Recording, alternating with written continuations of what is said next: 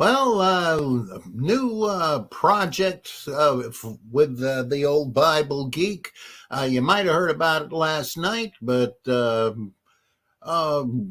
second time's the charm, maybe. We came up with this idea, actually, the brilliant Bishop Taylor did, and I naturally went along with it. And what does Paul say? I was not disobedient to the heavenly vision. So here's what we're doing here. For you members, how do you like this? You send me a book by me, if you've got one, to autograph and write some dedication to you. And which I've done many times, but as a fundraiser, the idea would be that you would, if you felt like doing it, you could um, send me a $10 donation and whatever the postage turns out to be, and I'll personalize it and send it right back to you. But also, we're having a raffle for an ongoing one for members on YouTube, and there we'll come up with a book of our choice to offer, and whoever wins it, they get the book with the autograph and the inscription and so forth. Not guaranteeing it will be legible or make any sense, whatever, but what the heck. And maybe you'll get the gift of interpretation. So I would like to thank the kind and generous folks that have helped me out with donations already. Now, to kick things off here, I do want to quickly get into Revelation chapter 3. But I wrote a book review yesterday that of a book called A Bloody and Barbarous God, The Metaphysics of Cormac McCarthy.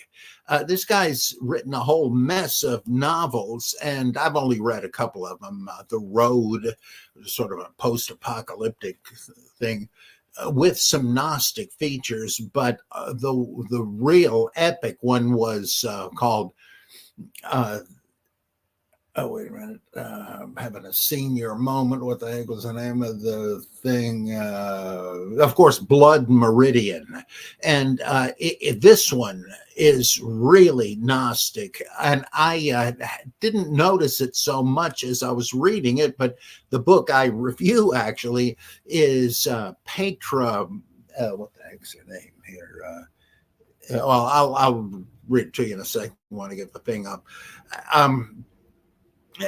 Mundick, Petra Mundick.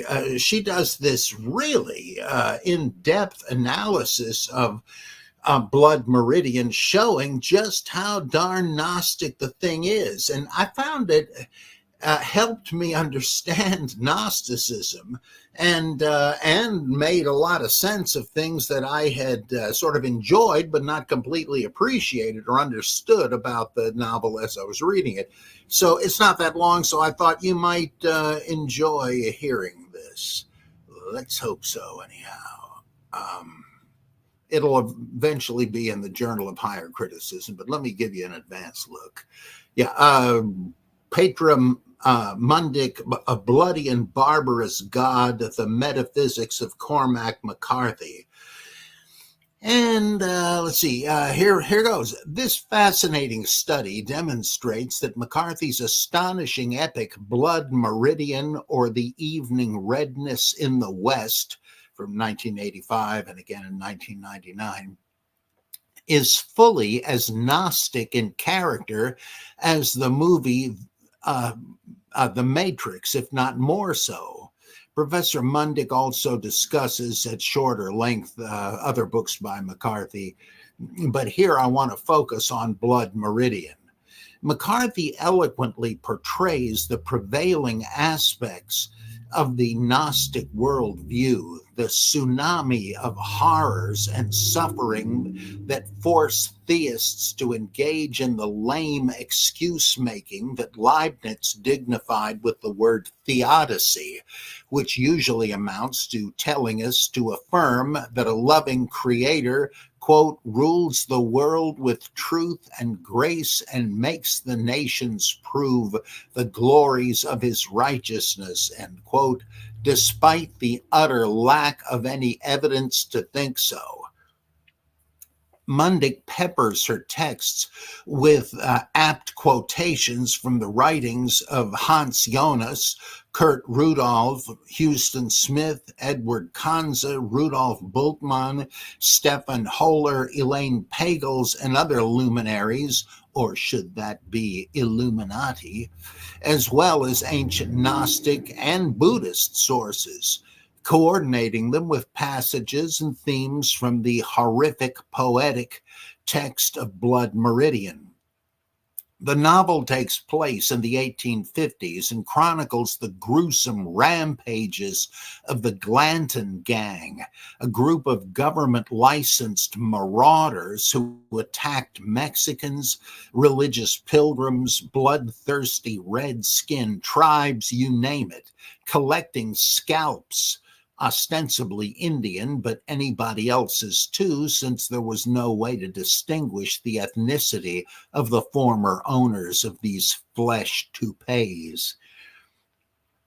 The gang, who actually did what McCarthy says they did, seemed to possess the magnetism of the throbbing Attis cult of ancient Phrygia and Rome, where their Hare Krishna-like street displays hypnotized onlookers to chop off their testicles and join in the depraved devotions. Among the crazy quilt of scalpers and butchers on Glanton's payroll were the Kid, never named, an abused orphan with an innate yen for savagery, but also with a rival instinct for occasional mercy. Another was Tobin, of all things, an apostate Catholic priest whose residual echo of abandoned holiness allows him a half-critical perspective on his new friends, quote unquote, whose unforgivable deeds he countenances. A choppin' chaplain, I guess you might say. But surely the most remarkable of all is Judge Holden, a hairless ogre of a man who is constantly recording native flora and fauna in his sketchbook, then killing them. The more of the world he documents, parenthesis quotes, masters, the more of the world he can claim to own and rule. The deeds of the abominable Audubon, this libertine Lyell, this toxic taxidermist, occupy him 24/7, as he, like Rust, never sleeps and swears he will never die. McCarthy means him for the demiurge, happily savoring the grand Guignol world that pleases only him. I'd love to see Senator Fetterman cast in this role if they ever make a film version. All this transpires upon the barren moonscape of the American Southwest, as inhospitable to man as the icy crust of Pluto. As Jesus describes a heptad of demons blowing like sagebrush across the Judean wilderness in Matthew 12:43 through 45, McCarthy's mere mortals crisscross the blasted heath in search of more blood to spill. All things seem to conspire to convince humanity to seek accommodations on some other world, though there is none available. The desert is Synecdoche, standing for the whole earth. Likewise, the alien spirit is equally imprisoned in the body of flesh and in the world of tar and muck. It is an exile and a stranger in both. Its perpetual discontent an alarm bell to which one has become so inured that one feels it only as a nagging migraine, a Sisyphean boulder one is doomed forever to push uphill, and so accustomed that one has forgotten things used to be different, and they never were.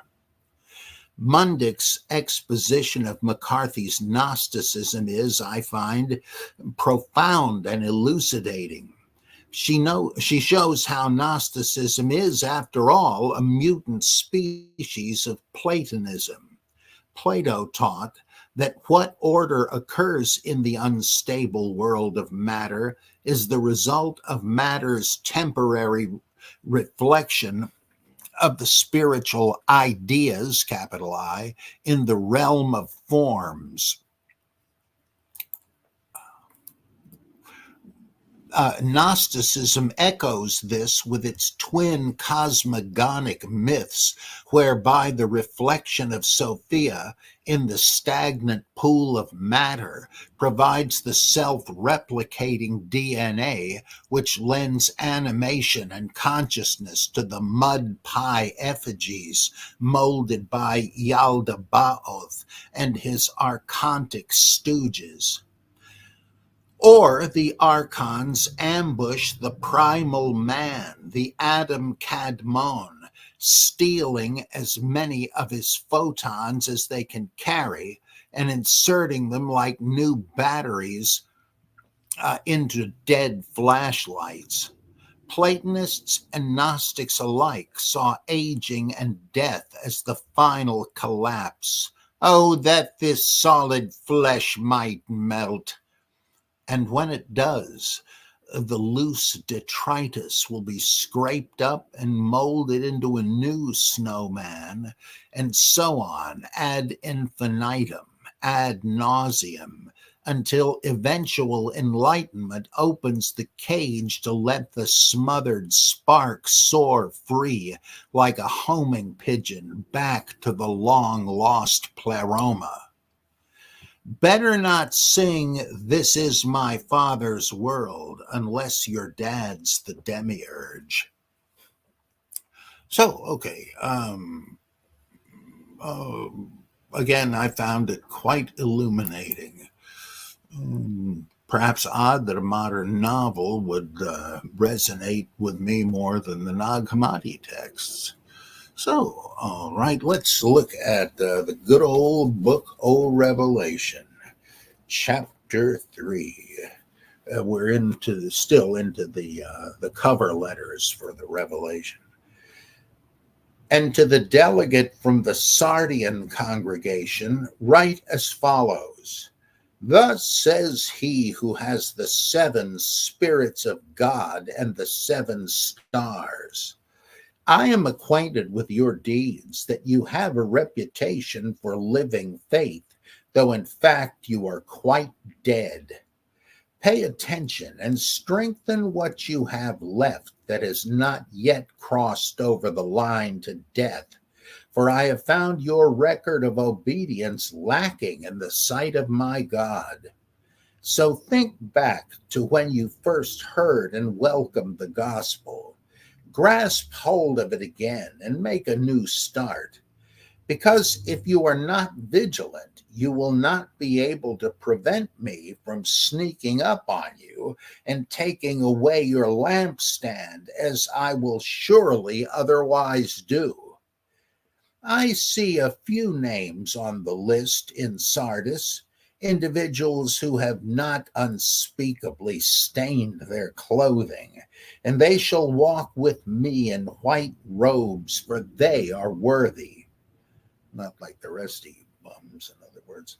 The victor shall accompany me dressed in white, standard Jewish metaphor image for the resurrection body.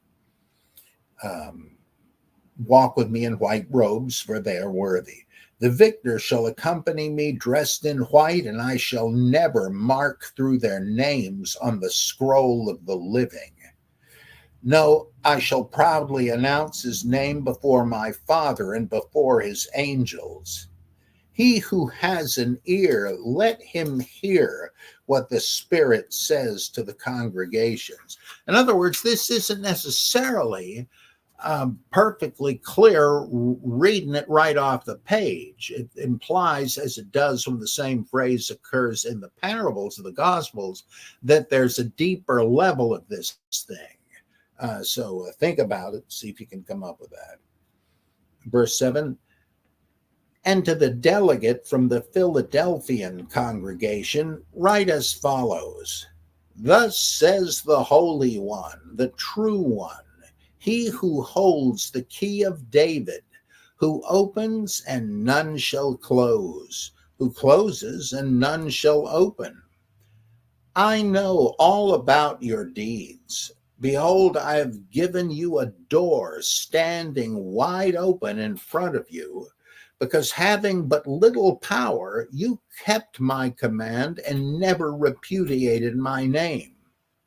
Behold the humiliation of some in the synagogue of the adversary, those who present themselves as Jews, though they are not, but are lying. I will force them to come before you and fall prostrate at your feet, and they shall realize all too late that it was you I loved. Apparently, he's just talking about non-Christian Jews who are detractors or persecutors of his audience. Verse 10, because you kept my command to persevere, I will in return keep you safe from the hour of testing that is ready to befall the whole inhabited earth. That's the same idea as in the Lord's Prayer. Lead us not into temptation. Joachim Jeremias understood that as meaning keep us protected from the great tribulation. Okay.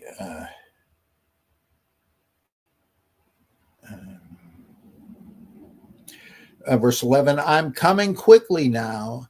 Keep hold of what you have so no one disqualifies you from receiving your crown. I will make the victor a pillar in the temple of my God, and he will never have to leave it again. And I will write upon him the name of my God and the name of the city of my God, the new Jerusalem, descending out of the sky from my God, and my own new name as well. Okay, what is that name? That may be an allusion to the same idea of Philippians 2, 6 through 11. After his suffering in mortal form, he was highly exalted and given the name that is above every name, that at which every knee shall bow, the name Jesus. Wait a minute, wasn't he already named Jesus? Well, Paul Couchot said apparently not. That you can see the implications for the gospel narratives if he's right. And means, here's a guy named Jesus from day one, and everybody's calling him that. Well, this, the Philippians 2 passage seems to be an earlier conception that says he was in the world and nobody knew who the heck he was, right? And but based on what he did with the suffering, the death, the resurrection, then he's exalted to God's right hand and is given the throne name Jesus. And so if that's true, this is very old stuff.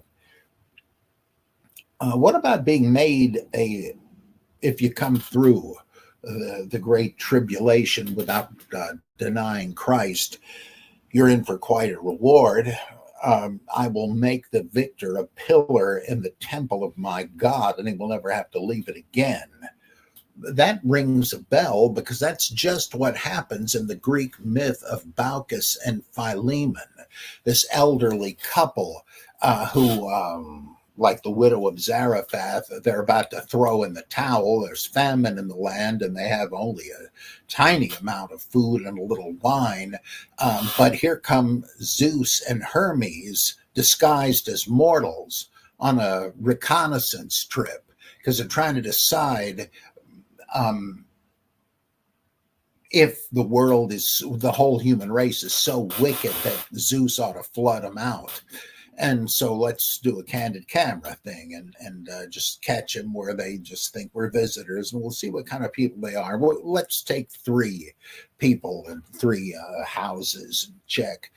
Well, turns out that 2 of them, the people, act very wickedly, and so Zeus does decide to flood the world. But the old couple they meet, Baucis and Philemon, they're about to starve to death, but they're glad to share what little they have with these strangers. And they don't know them from Adam. They've never seen them before, but it doesn't matter.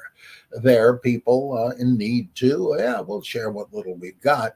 And suddenly, one of them notices that they keep pouring wine for their guests, but the level of wine in the jug never goes down. And I say, wait a minute, what's going on here? And one of them says to Zeus and Hermes, "You guys wouldn't happen to be gods from Olympus, would you?" And I said, "Oh, you found us out, and because you were so gracious, we're going to give you any wish you care to make." And they think about it and they say, "Well, we would hate to be separated even by death. Tell you what, there's a temple to Zeus not far from here. We would like to become pillars in that temple. So when they do die, the promise is that they will turn into great massive trees that will serve as pillars to hold up the porch of the temple." And that's exactly what's going on here. Baucis and Philemon come up again by way of allusion in Acts 14, I think it is too. So it was well known and pops up twice. Well, probably also in Lycaonia, where Paul and Barnabas are thought to be Zeus and Hermes, interestingly. Okay.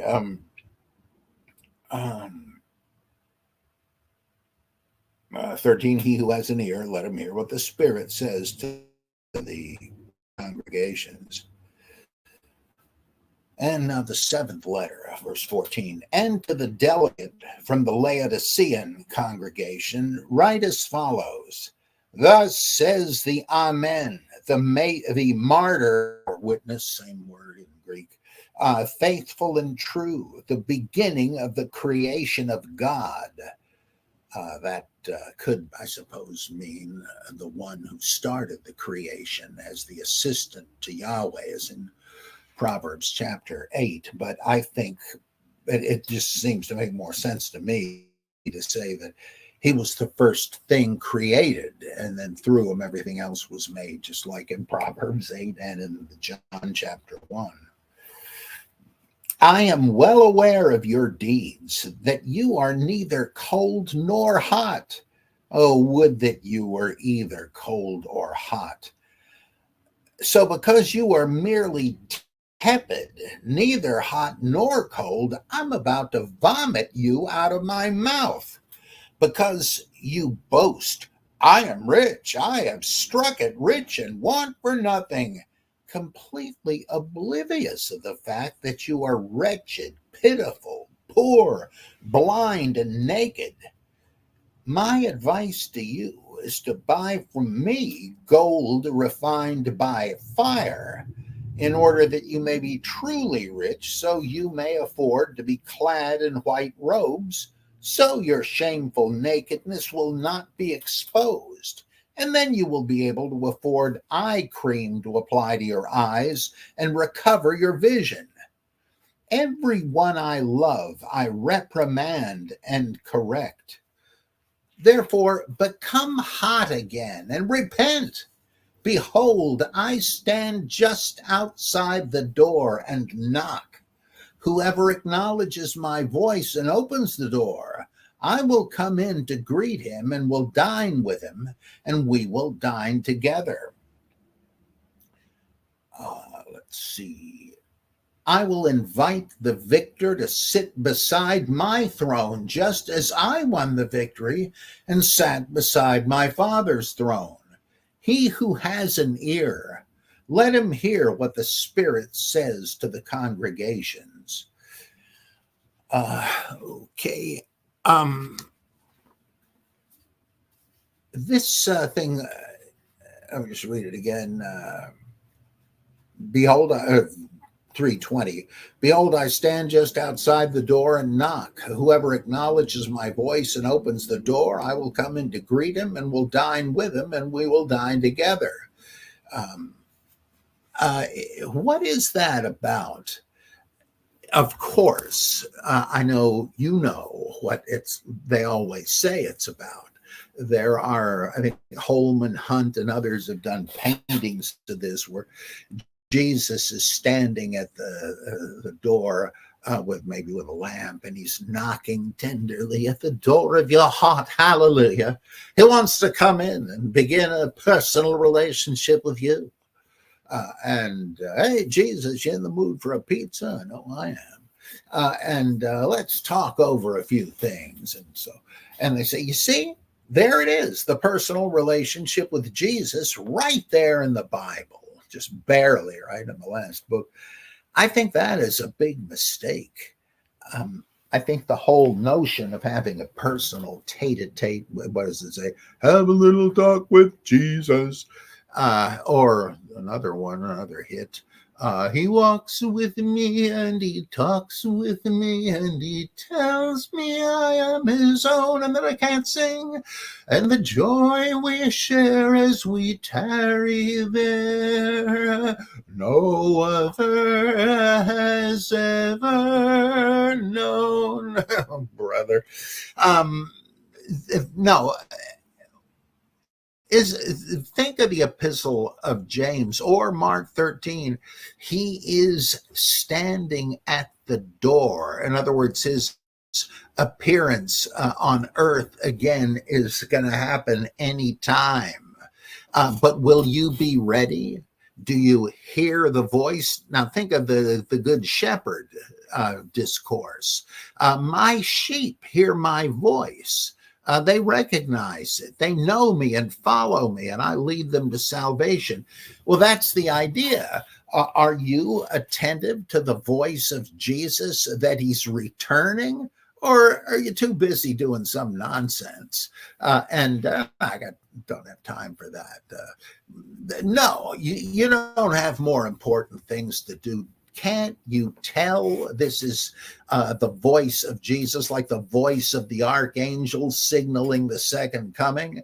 It doesn't have to do with you having a personal, gushy relationship with your imaginary friend, right? No, it's talking about, are you awake to the signal of the imminent return of the Word of God, Jesus, the one like a Son of Man?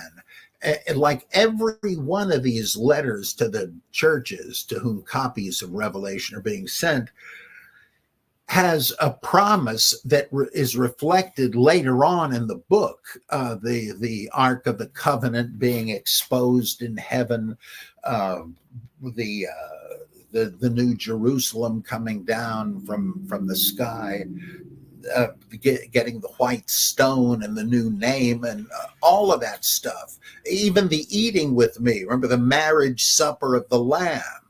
That we're going to find that later on in the book. So this is another one of those things. It's about the imminent second coming, which of course didn't exactly happen, and that's forced desperate Bible readers to try to come up with some substitute thing that is safely unfalsifiable. Well, we don't really know what it meant, so we don't know if it was a false prophecy, but it couldn't have been because Jesus said it. You're making a big mistake when you choose as your criterion for interpreting convenience for your underlying theology. That's biblical ventriloquism. This generation shall not pass away. Generation That's the Greek word genea. It can be used to mean this race. Yeah, that's what he's talking about. The Jewish people will not be eradicated before the second coming. That's just you're yanking that out of thin air. That it doesn't make sense. It seems to me. But if all the surrounding stuff is you like the fig tree when it goes into the leaf, you know that the figs are going to be along almost immediately on the branches. In other words, it's signs that something is almost here. And so when it then says this generation will not pass, it's giving you the timeline. And that projected date is long gone. And that's one reason Revelation is so controversial, or was. I mean, pretty much everybody accepts it because they feel they're stuck with it, but people don't seem to like it much, though I do. I think it's pretty great stuff. Let me just tell you something about the seven letters as a group. Martin Luther and others promoted the historicist view of Revelation, that the whole thing is predicting events that have all except for the last one, the second coming, things that have already happened, but you might not have understood the prophetic significance, like the beast, for instance. Luther said, well, that's the papacy. Well, there's plenty of popes. Yeah. And First John says, you've heard the Antichrist is coming. Well, I'm telling you now, there are many Antichrists, loads of popes. What the heck? And so on. And the false prophet was Muhammad, they said. I mean, you can hang those name tags on these historical figures, but I don't think that's really anachronistic. I mean, how that presupposes that. And the seven letters in particular, they start out with that in the historical survey you're getting a sneak peek at. They say that these are successive ages of the church, so that the penultimate age of the church is the Laodicean church age, where Christian zeal has largely vanished, and we better get it back because we're not going to like the result if we don't. Jesus will have no more patience with us, and he'd say, I prefer the secular humanists and the militant atheists to you namby-pamby lackluster Christians who just inherited the thing, and it doesn't really mean much to you. No, give me a good atheist anytime. That's a real shocker. And it's like, they're bad, but you're worse. And so if you meant this only as something in the future, in the remote future, why all this stuff about I'm coming soon and so on just seems to me to be ruled out.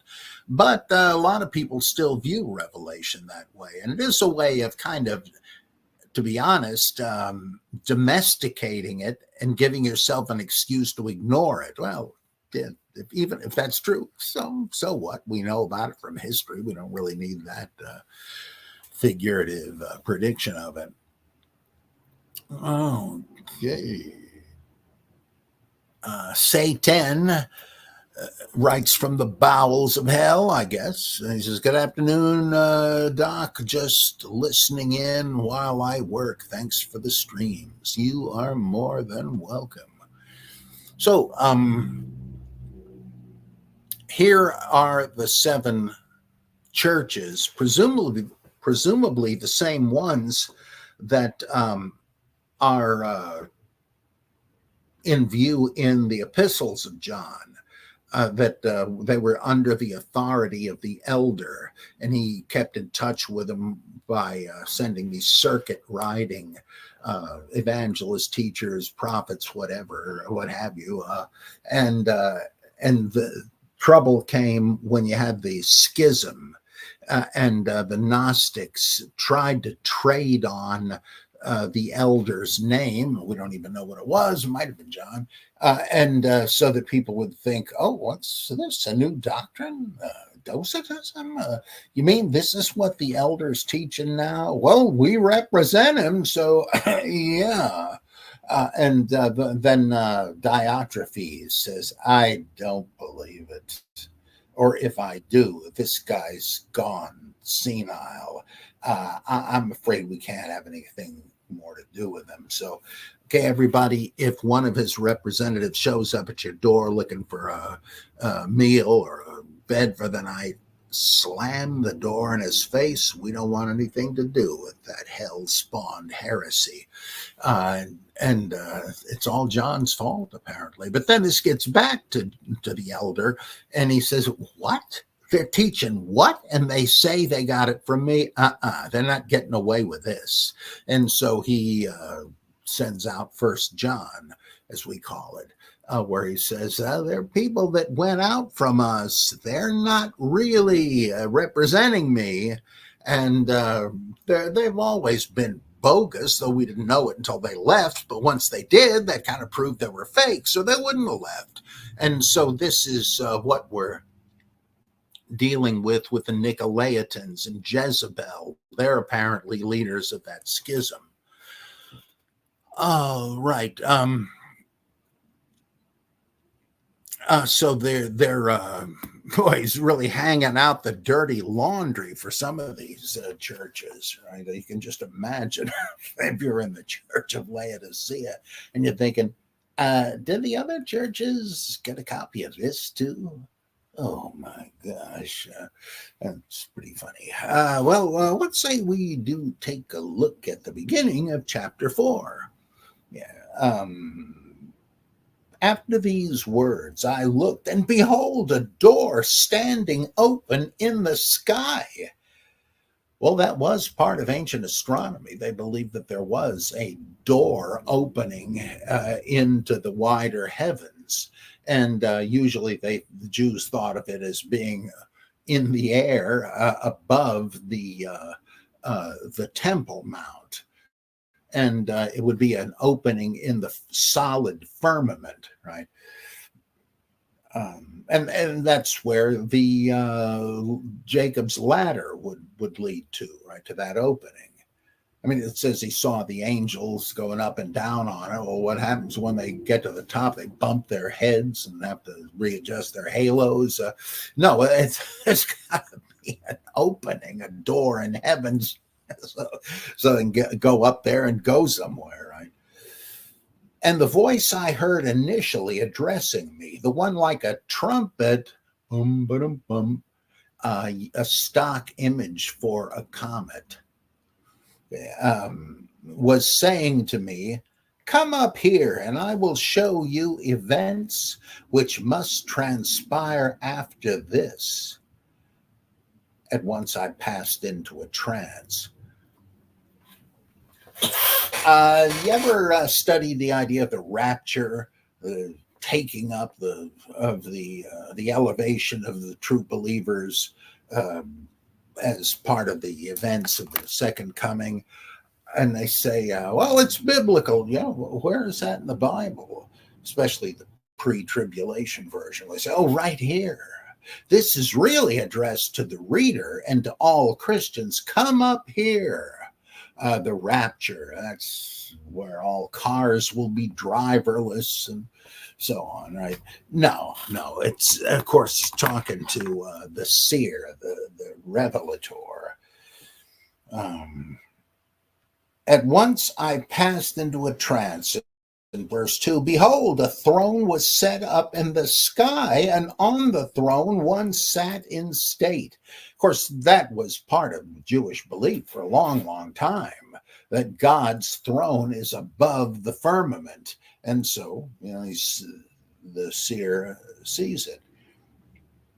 3, and the one enthroned there appeared somewhat like a jasper stone and a sardius, and a nimbus radiated about the throne like a great emerald.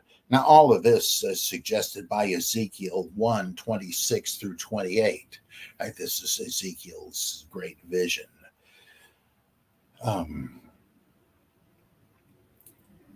At verse 4, and around the throne was a semicircle of 24 thrones. And on these thrones sat 24 elders, clad in white robes with golden crowns on their heads. And from out of the throne resound lightnings and reverberations and thunders, and 7 lamps of fire blaze before the throne, which are the 7 spirits of God, sort of equivalent to the 7 planets. And in front of the throne was a glassy sea as if made of crystal. That comes from 1 Kings 7:23 through 26. And it's describing one of the huge artifacts in the temple, this brazen super cup that was held up on the backs of sculpted or molded huge bulls and so forth. Okay. And this is still in verse 6, and in the middle of the throne room and circling the throne were 4 living beings. And that seems to come from Daniel 7:2 through 7. Only there they come up from the sea bottom.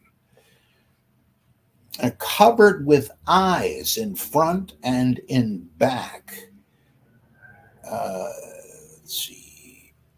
And of course, they're constellations at the quarters of the wheel of the zodiac. And there, I think, Libra, Sagittarius, the Centaur, and Aries. I believe that's right.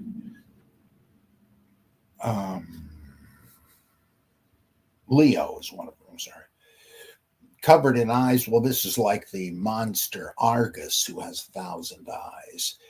And but the eyes are also the stars, because stars and planets were the eyes of God through which he observed goings on in the world.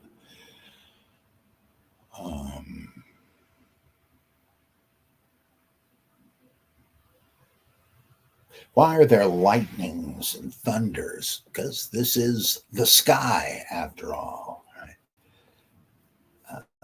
And the 7 lamps of fire, the stars, where are they? But the night sky. The 7 spirits of God. And let's see.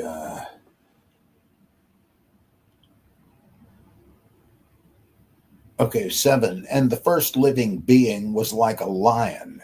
The second living being was like a calf.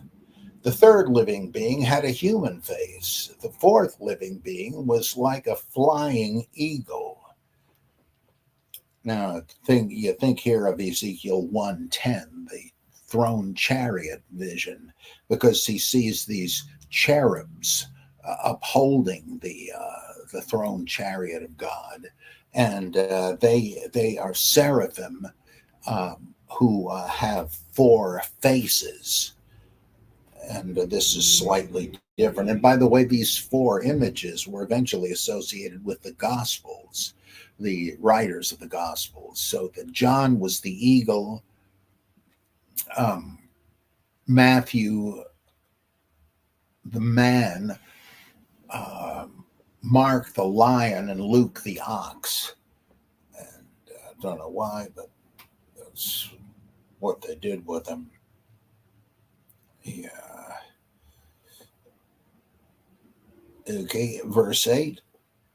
And the 4 living beings, considered one by one, each had 6 wings, and each is circled with many eyes inside and out.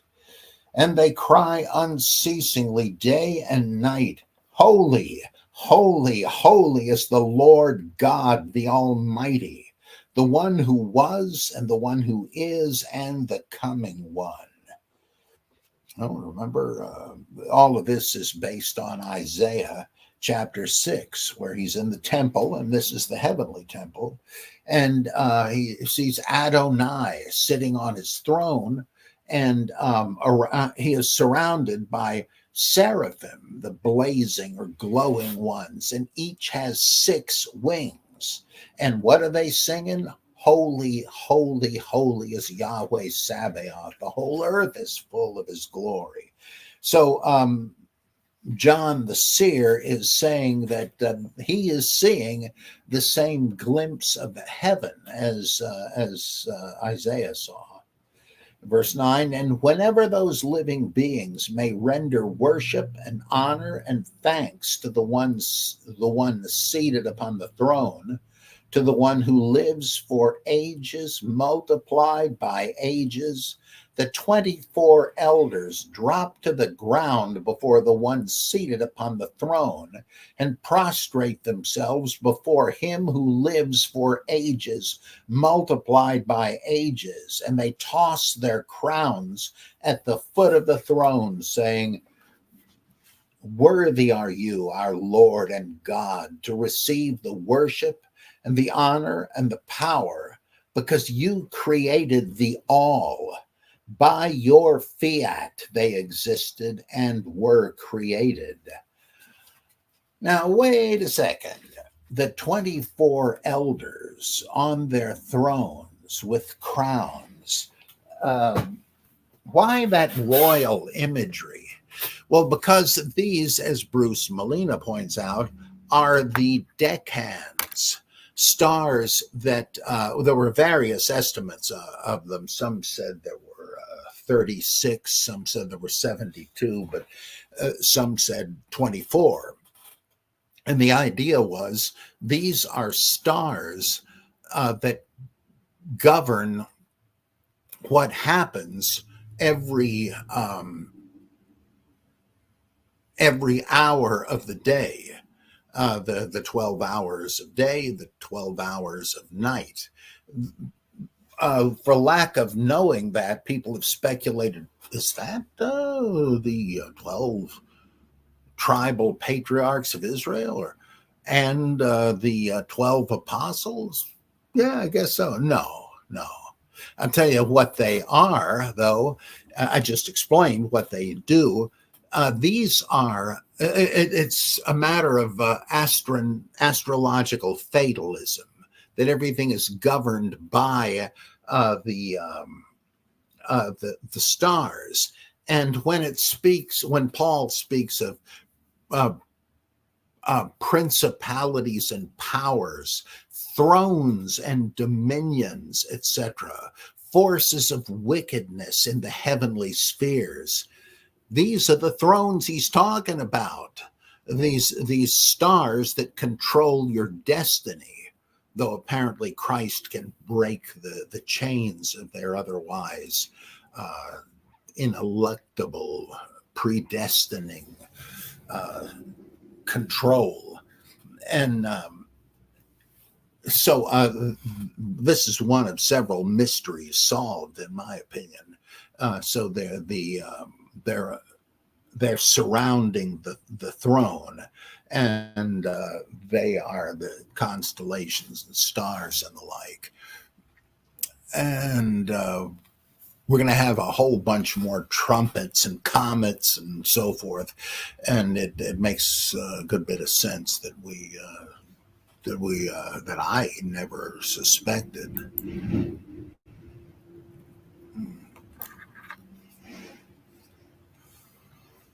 Welsh backgammon, how much of Revelation is based on the rantings of someone in an altered state of mind, or who nowadays would be said to have a psychiatric disorder? Well, interesting question, because, well, on the one hand, I believe that there are some people that seem to have paranormal abilities which just means, there's statistically very few such people, such experiences. It's not an explanation of anything. But there are people that seem to have, I think Willie Ley called the wild talents. They seem to have precognitive dreams and have visions and the like. And are they insane? Well, that's really in the eye of the beholder. I had a student once who confided in me that she had once gone out into some woods nearby, lay on the ground, and buried herself in fallen leaves. Well, apparently she later told her family about this, and they took her to a shrink. They said it was some sort of psychotic incident, and but she found it to be an edifying, revealing experience. I forget the details. And so who was right? And I said to her, well, it's not necessarily an either or thing. If they're like, it's like Freudian slips. It may be that your subconscious is aware of certain things that you have repressed or just haven't realized yet. And it may take the stimulus of whatever it was that caused the ecstatic, psychic seeming experience to get you to understand it, to behold it for the first time. So it is a mental aberration. It's something unusual that happens. Yeah, that's for sure. But it doesn't mean you belong in a straitjacket. That may be how revelatory experiences, whatever they are made available to us. So it's two different names for the same thing, perhaps. I mean, there are people that are just, psychotic and crazy. That's certainly true. Mentally ill, but not necessarily every unusual, abnormal experience means you're nuts. But even at that, the apocalypses, whether it's this or Fourth Ezra, or First Enoch, or whatever, they don't seem to be real accounts of experiences people had.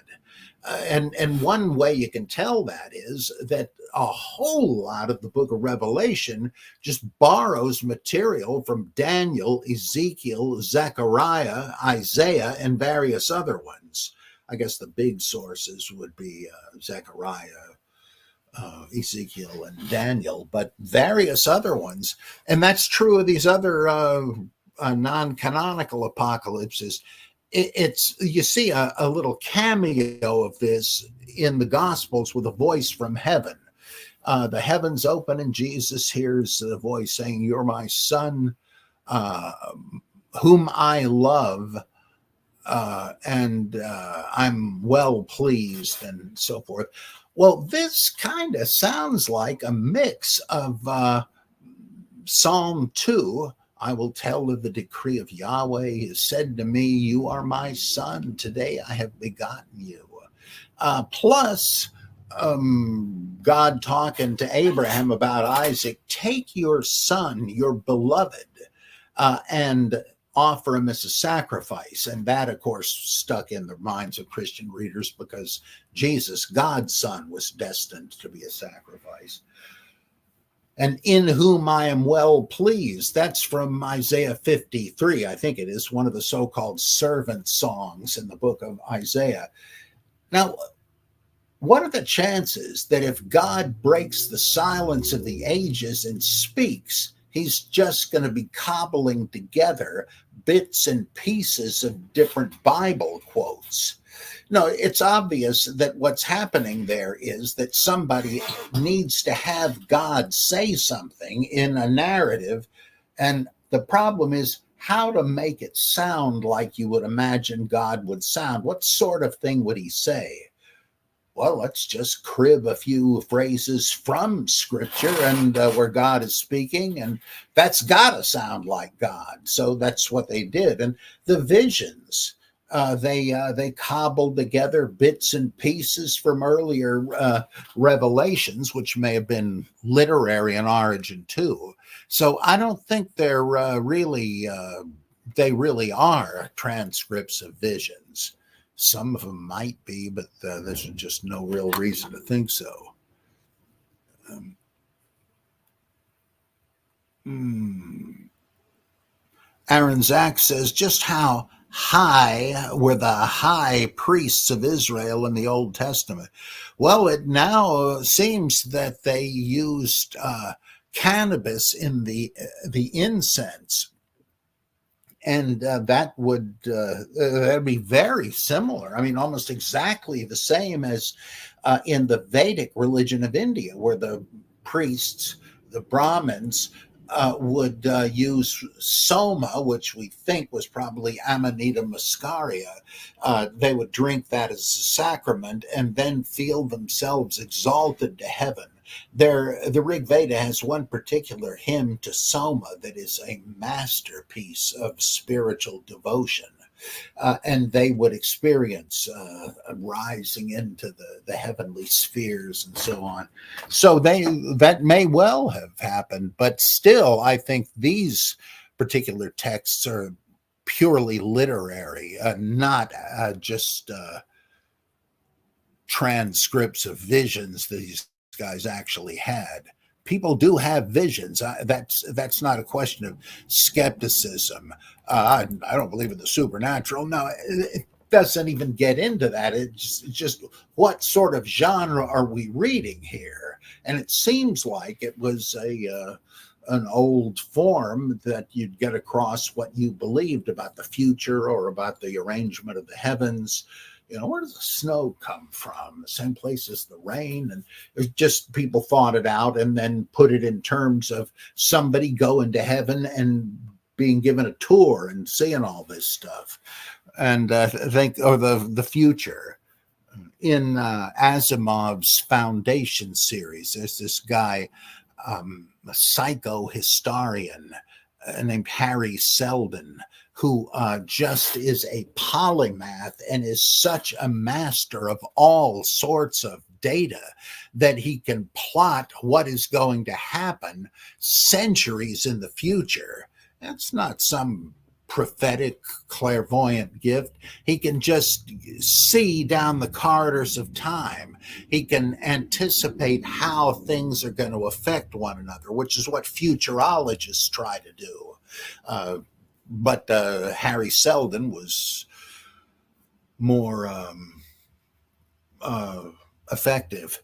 There are books kind of like that today. Like we see Jean Raspail's book, The Camp of the Saints, coming to life before our eyes. In 1989 and 1990, we saw what Andrei Amalrik, a Russian dissident, had predicted in a book called Will the Soviet Union Survive Until 1984? And he just, knowing what he knew about ethnic tensions in the 15 very different Soviet socialist republics, he said they're not going to be able to keep the patches in the quilt together. The thread's going to fray and the thing's going to split up. I read that book shortly after it came out, and I thought, well, it'd be nice to think so. I guess it could happen, but what are the chances? That's exactly what happened just a handful of years later. George Orwell's 1984. He could just see what would happen if the control maneuvers of the USSR were applied across the board all over the world, and what might happen. And son of a gun, a lot of it is now as if they were using 1984, like some people used Machiavelli's The Prince. And so there is such a thing as futurology and accurately calculating what will happen.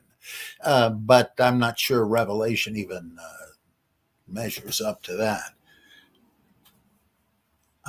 Let's see. Welsh Backgammon says your reference to Jesus Christ breaking the chains of predestination would blow a Calvinist's mind. Yeah, I don't think they would be too thrilled with that. Though I'm getting that from E.R. Dodds' book, um, Pagan and Christian in an Age of Anxiety. And he says how popular astrology was because it was like making you forewarned and forearmed so you could roll with the punches of fate and read the stars to know what was going to happen. Also, Hendrikus Burkhoff's little book, Christ and the Powers, and they really treat that subject well. Well, that's it for today. It's exactly an hour. I guess that shows that there's predestination. So I'll see you tonight at 6 for the Bible Geek. Oh, what fun we will, I should say, what fun we are predestined to have. So see you then.